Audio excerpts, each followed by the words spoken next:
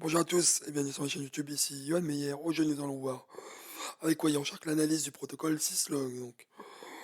Pour rappel, le protocole syslog permet à des équipements d'envoyer des messages d'alerte vers un serveur qui va pouvoir centraliser toute la log. Ça permet pour des raisons de sécurité, en cas de problème sur un équipement, d'avoir une trace qui ne soit pas perdue. Donc, nous allons voir avec Wayne Shark comment on voit on voit les messages syslog d'un point de vue backup. Donc c'est parti. Donc pour la petite histoire, j'ai activé le syslog sur mon Switch et sur mon NAS qu'on pouvait intégrer un syslog juste pour le test. Donc on voit que Wireshark reconnaît le protocole syslog rapidement. Il y a avoir toutes les informations complètes. Donc on a vraiment si c'est du warning, on a du warning, on a quoi dans la capture? On a que du warning. Je n'ai que du warning. Il n'y a pas d'info, il n'y a rien, donc ce n'est pas grave. On voit qu'on a, pour les problèmes d'authentification, effectivement, c'est à conférer sur l'équipement distant quel type de message syslog on souhaite renvoyer. Donc là, j'ai tout mis. Et aussi, comme on peut le voir, c'est que le switch qui envoie des messages vers le serveur syslog. Le serveur syslog est en écoute.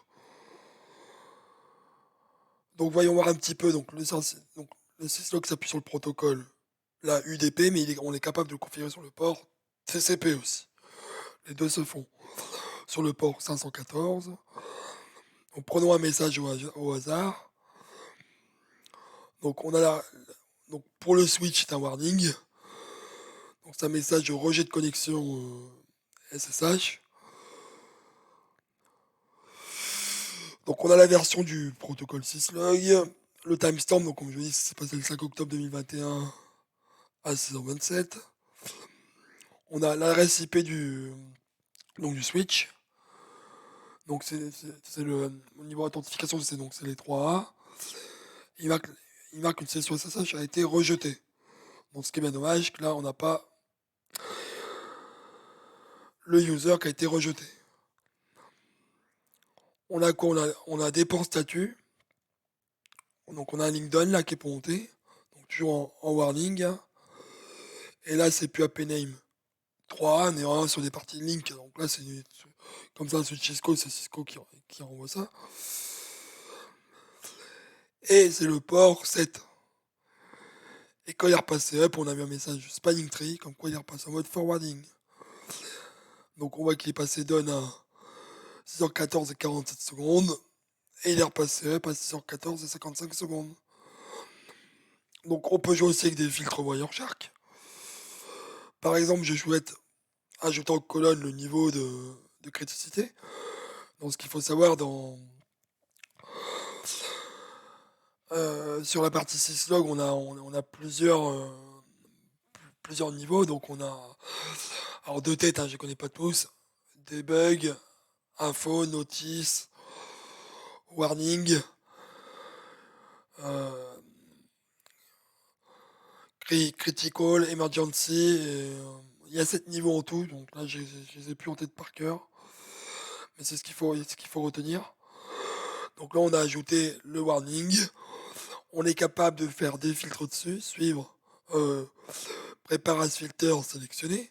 Donc Cisco.log égale 4 égale le warning, comme je vous ai dit. Donc là on va voir que les messages warning. Si je voudrais mettre le 3, est-ce que j'ai de l'info par exemple? On n'en a pas.